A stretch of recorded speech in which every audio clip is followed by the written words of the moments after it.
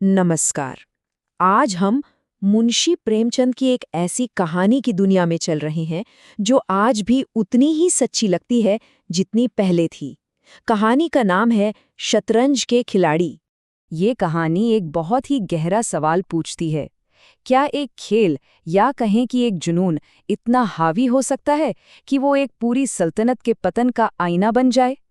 चलिए आज इसी सवाल के इर्द गिर्द घूमती इस कहानी को समझते हैं। तो सबसे पहले ये जानते हैं कि कहानी का मंजर क्या है, यानी ये घट कहाँ रही है। हम बात कर रहे हैं नवाब वाजिद अली शाह के लखनऊ की। तो बात है साल 1856 की। अवध की राजधानी लखनऊ। और माहौल, भाई माहौल ऐसा कि पूरा का पूरा शहर जैसे ऐशो आराम के नशे में डूबा हो। क्या छोटा क्या बड़ा, अमीर हो या गरीब, हर कोई बस अपनी ही धुन में मगन था। किसी को कोई परवाह नहीं कि शहर के बाहर दुनिया में आखिर चल क्या रहा है। और ये थे उस दौर के लखनऊ के शौक, नाच गाना, अफीम की पीनक, तीतरों की लड़ाई और इन सबसे बढ़कर एक ऐसा महायुद्ध जो हर गली हर नुक्कड़ पर लड़ा जा रहा था। वो था शतरंज का महायुद्ध। और इस महायुद्ध के हमारे दो सूरमा हैं, मिर्जा सज्जाद अली और मीर रोशन अली। दोनों पक्के जागीरदार थे। मतलब बाप दादा की जमीनें थी तो रोजी रोटी की कोई फिक्र ही नहीं थी। और जब कोई फिक्र न हो तो बस एक ही काम था, एक ही जुनून, शतरंज। देखिए, मिर्जा और मीर के लिए शतरंज कोई टाइम पास या महज एक शौक नहीं था। नहीं, ये तो एक नशा था। एक ऐसी लत थी जिसने उनकी पूरी जिंदगी, उनकी पूरी दुनिया पे कब्जा कर लिया था। उनकी दिनचर्या भी बड़ी सीधी साधी थी। सुबह नाश्ता हुआ नहीं कि बिसात पिच गई। दोपहर में घर से खाने के लिए कोई बुलाने आता तो कह दिया जाता, अरे चलो आते हैं। और फिर शाम, खेल बस चलता ही रहता था। दुनिया जान की कोई खबर नहीं। अब इस जुनून का असर उनके घरों पर तो पड़ना ही था। एक दफा मिर्जा की बेगम ने सिर दर्द का बहाना बनाया ताकि वो खेल छोड़कर आ जाएं, लेकिन मिर्जा ने ध्यान ही नहीं दिया। तब उनकी बेगम ने जो कहा वो उनके घर के हालात को साफ बयान करता है। तुम्हें निगोड़ी शतरंज इतनी प्यारी है, चाहे कोई मर ही जाए पर उठने का नाम नहीं लेते। और एक दिन तो हद ही हो गई जब मिर्जा की बेगम ने गुस्से में शतरंज की बिसात और मोहरे बाहर फेंक दिए। तो क्या हुआ? क्या खेल रुक गया? बिल्कुल नहीं। ये दोनों दोस्त पहले तो मीर के घर शिफ्ट हो गए, और जब वहां भी घर वाले परेशान करने लगे तो शहर के बाहर एक वीरान टूटी फूटी मस्जिद में अपना नया अड्डा बना लिया। मतलब दुनिया से पूरी तरह कटकर बस शतरंज। अब कहानी में एक बहुत ही दिलचस्प मोड़ आता है। एक तरफ है शतरंज की वो छोटी सी 64 खानों की दुनिया, और दूसरी तरफ इतिहास की एक बहुत बड़ी घटना जो उनके इस बेफिक्री के बुलबुले के ठीक बाहर आकार ले रही थी। जिस वक्त ये दोनों दोस्त अपने घोड़े, हाथी और वजीर की चालों में डूबे हुए थे, ठीक उसी वक्त ब्रिटिश ईस्ट इंडिया कंपनी की असली फौज लखनऊ की तरफ बढ़ रही थी। उनका इरादा साफ था, अवध की सल्तनत पर कब्जा करना। मीर को दूर से फौज आती दिखती है, वो घबरा कर कहते हैं, अरे अंग्रेजी फौज आ रही है। और मिर्जा का जवाब जरा सुनिए। वो कहते हैं, आने दीजिए, किश्त बचाइए।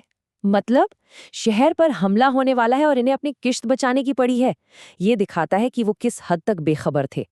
और फिर जिसका अंदेशा था वही हुआ। नवाब वाजिद अली शाह को बिना किसी लड़ाई के पकड़ लिया गया। लखनऊ के नवाब को एक कैदी की तरह उन्हीं की गलियों से ले जाया गया। ये नज़ारा देखकर मिर्जा के दिल में एक पल के लिए, बस एक पल के लिए हमदर्दी जागी। वो धीरे से बोले, बेचारे नवाब साहब इस वक्त खून के आंसू रो रहे होंगे। लेकिन इस हमदर्दी का मीर ने क्या जवाब दिया? वो तो और भी चौंकाने वाला है। उन्होंने कहा, रोया ही चाहे, ये ऐश वहां कहाँ नसीब होगा। ये किश्त नवाब की तकदीर से ज्यादा जरूरी थी उनकी अगली चाल। और फिर आता है कहानी का वो पल जो सब कुछ साफ कर देता है। मीर शतरंज के बादशाह की तरफ इशारा करके कहते हैं, पहले अपने बादशाह को तो बचाइए, फिर नवाब का मातम कीजिएगा। ये किश्त और मात। सोचिए, अपने असली बादशाह की हार पर मातम करने के बजाय शतरंज के बादशाह को मात देकर जश्न मनाया जा रहा है। सल्तनत का तो पतन हो चुका था, पर कहानी अभी बाकी थी। अब बारी थी इन दो दोस्तों के रिश्ते के दुखद अंत की। अपने असली बादशाह को तो वो बचा नहीं पाए, तो उनका सारा गुस्सा, सारी आन बान शान अब शतरंज की बिसात पर सिमट आई थी। शतरंज की एक मामूली सी चाल को लेकर दोनों दोस्तों के बीच एक नया और ज्यादा गंभीर युद्ध छिड़ गया। बहस इतनी बढ़ी कि खेल से निकलकर खानदान तक जा पहुंची। मिर्जा ने ताना मारा, किसी ने खानदान में शतरंज खेली होती तब तो इसके कायदे जानते, वे तो हमेशा घास ही छीला किए। मीर भला ये कैसे सहते? उन्होंने पलटकर जवाब दिया, क्यों अपने बुजुर्गों के मुंह पर कालिख लगाते हो? वे तो शाही बावर्ची खाने में बावर्ची का काम करते होंगे।